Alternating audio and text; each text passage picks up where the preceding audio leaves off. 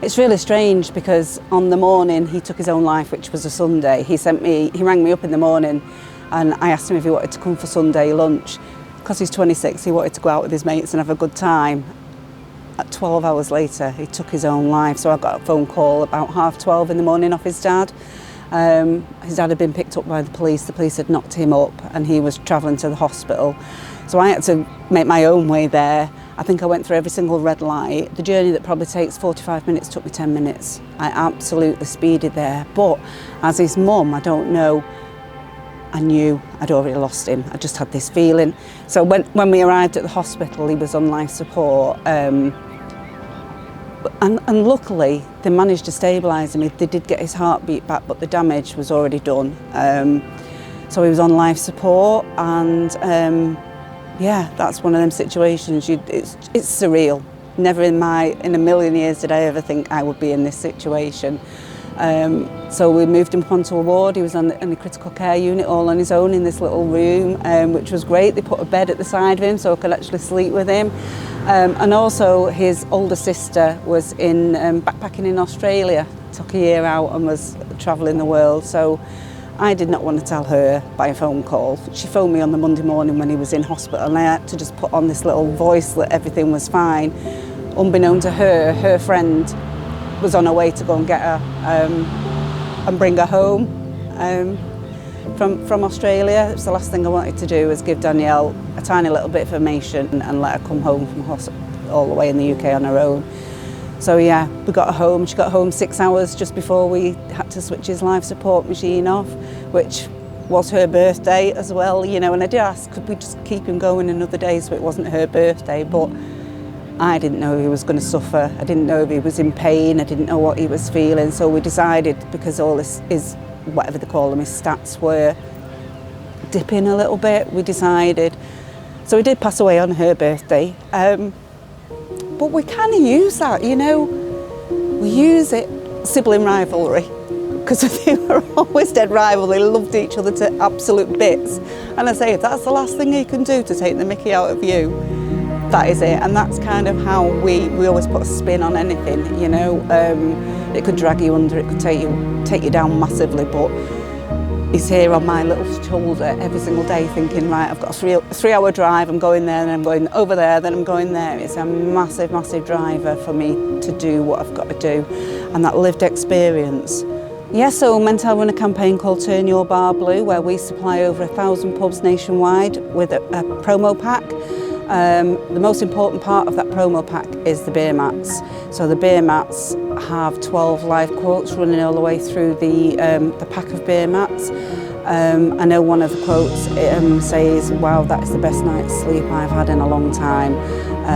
And we place them out for a week, first week of every month, so it's live this week. And it brings 45% of men that find their way to Mentell come just from a beer mat. You've got a good heart and you're doing good things, and your good heart shows to somebody else, and that gives them a little bit of power to talk back to you as well. So we use that tool massively to connect with communities, connect with another mum, connect with a dad, and it works. So off the back of something so tragic and absolutely heartbreakingly desperate, I use that as a massive, I call it my power, my superpower. So yeah.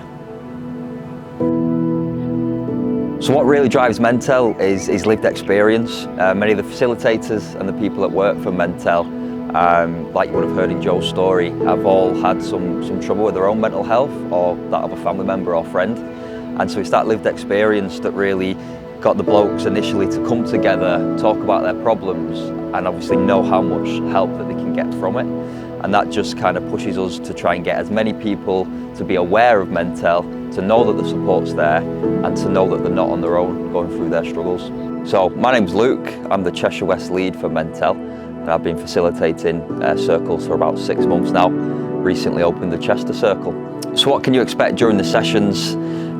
You'll be greeted when you arrive, warm welcome, and you will sit in a circle with a bunch of other men that are there for support.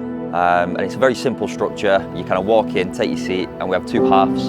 So the first half, where we use a numbered scale to check in. 1 being not too good, 10 being on top of the world, and it's a very personal scale as well. and then the person with the lowest number gets the opportunity to talk first. If that member's a new member, we wouldn't kind of put that on them first thing. We'd let them kind of see how the circle works, and then they'd get an opportunity to talk maybe in the second half.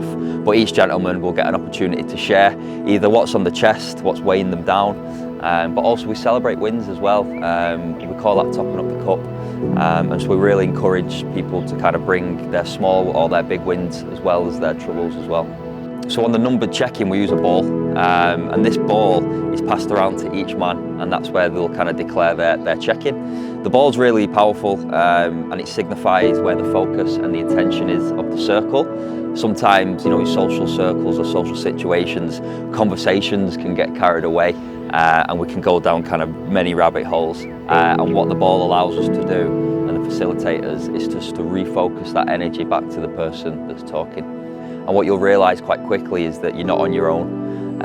Your story, even though it might be different to many of the others in many other men in the circle, there's parts of that story that will resonate with somebody, and that person could take something away from that could actually help them. So it really is a kind of domino effect of support. So why is something like this important? I believe that it's not often we can go somewhere in society and be met with complete non-judgment and complete empathy and complete confidentiality. You can have a great chat with your friends down the pub or in the park or on hikes and things, but this space is really important, and it's designed and co-created in a way where men feel safe to be vulnerable, and I think that's what's really important. The reason I do this work is because I lost my father 10 years ago. He was an alcoholic and he had his own struggle with mental health, which obviously impacted the wider family, but he had no support. He was very much a lone soldier. He did it all on his own, and that pains me quite a lot as I've grown up, and I just don't want any man or any son to lose his father through that kind of process. So to be there and offer support is what really drives me. So what really drives Mentell, and the end goal, is to have every one of our seats in our circles, whether physical or online, and to have that full. Because we know if there's an empty chair there's a man that doesn't know about our service, and it's really important that we spread that awareness and get them seats full. So yeah, finally I'd just like to say, men, it is time to talk. We try to take away the stigma of men being able to open up and be vulnerable. So please do sign up if you need support, come down to a circle and start your journey.